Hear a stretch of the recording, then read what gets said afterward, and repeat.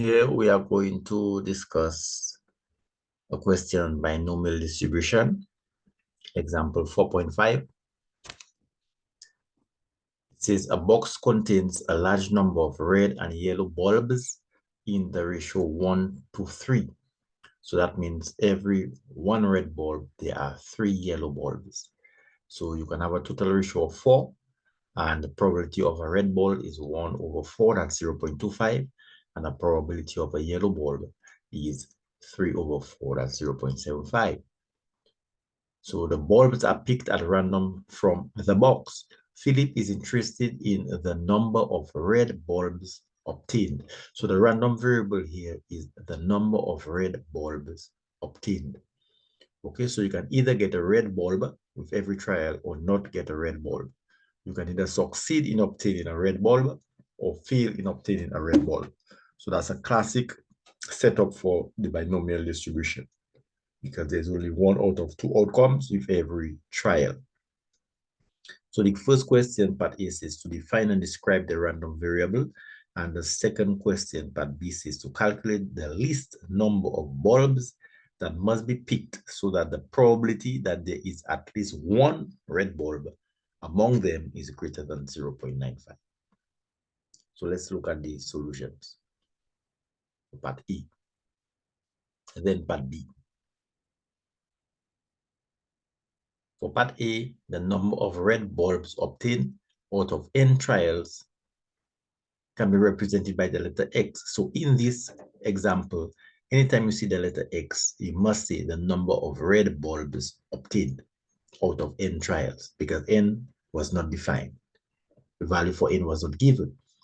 Approximate a binomial distribution with a sample size of n, and a probability of succeeding or obtaining a one red bulb is 0.25. That's 1 over 4. So it goes on to say the probability of obtaining a red bulb with every independent trial is 0.25. So that is the definition and the description of the random variable. The number of red bulbs obtained, which follows a binomial distribution with sample size of n and probability of success is 0.25. So let's move on to part B now. Part B wants us to calculate the least number of bulbs that must be picked so that the probability that there is at least one red bulb among them is greater than 0.95.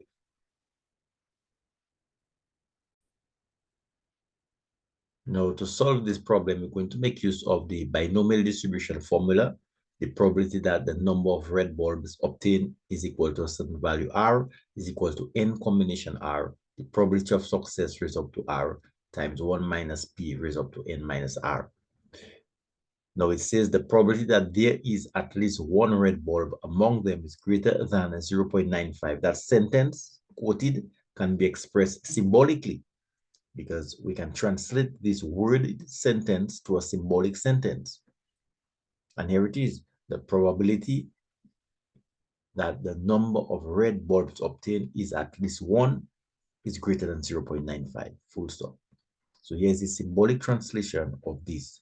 P for probabilities, X for the number of red bulbs obtained, greater than or equal to for this, the symbol for the word at least, and here is 1, and greater than, here is a symbol for it, and 0.95. Now we calculate probability of X greater than or equal to 1 as 1 minus P of X less than 1, because greater than or equal to 1 is from 1 right up to where n is. Okay, so if n is 20, you have to do 1, 2, 3, 4. That's a lot. But since we know that the total probability is any probability experiment is equal to 1, probability values cannot exceed 1, we can do a P of X equals 0 and subtract it from 1. So 1 minus P of X greater, P of X greater than or equal to 1 is the same as 1 minus P of X less than 1. And 1 minus P of X less than 1 is P of X equals 0, because less than 1 after 1 is 0 in that direction towards the left, because probability values, discrete random variables are discrete, and probability values cannot be negative, n cannot be negative. So the minimum value for R is 0.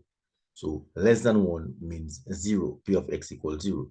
So 1 minus, so in turn, P of x greater than or equal to 1 is the same as 1 minus P of x less than 1, which in turn is the same as 1 minus P of x equals 0.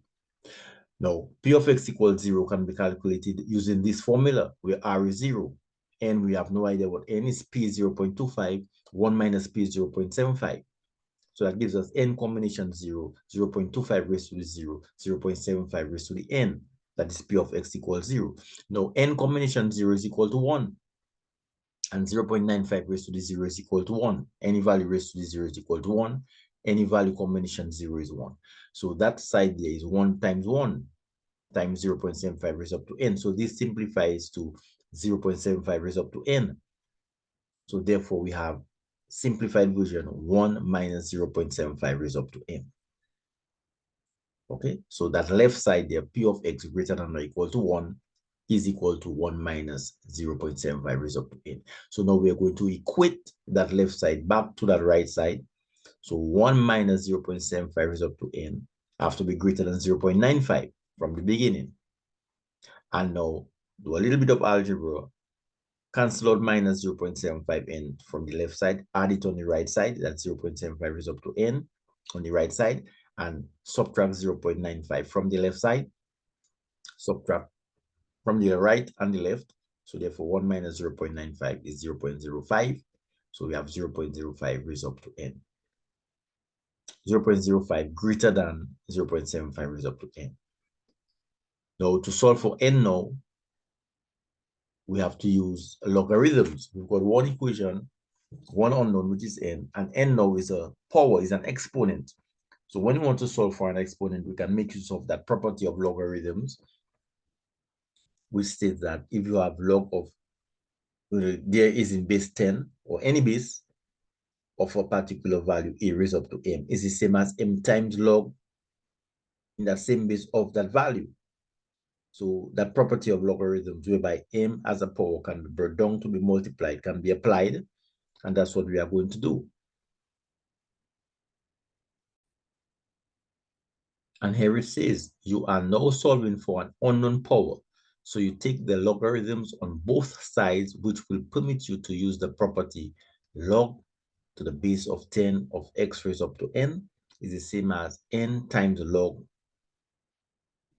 base of 10 of that value. So we're going to take logs on both sides, logs on the left, logs on the right. And now we are going to apply this property. So log of 0.75 raised up to n is the same as n times log of 0.75. So we now have log of 0.05 is greater than n times log of 0.75. So now we can divide by log of 0.75 to cancel out n, to cancel out log of 0.75 to solve for n, to isolate n on the right side. Now log of a decimal now is a negative number because that's,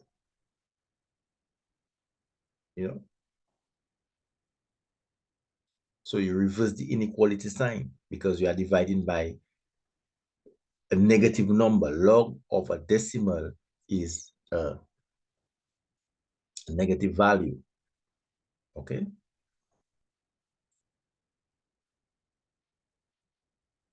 So log of 0.75 is a negative number, so you reverse the inequality sign.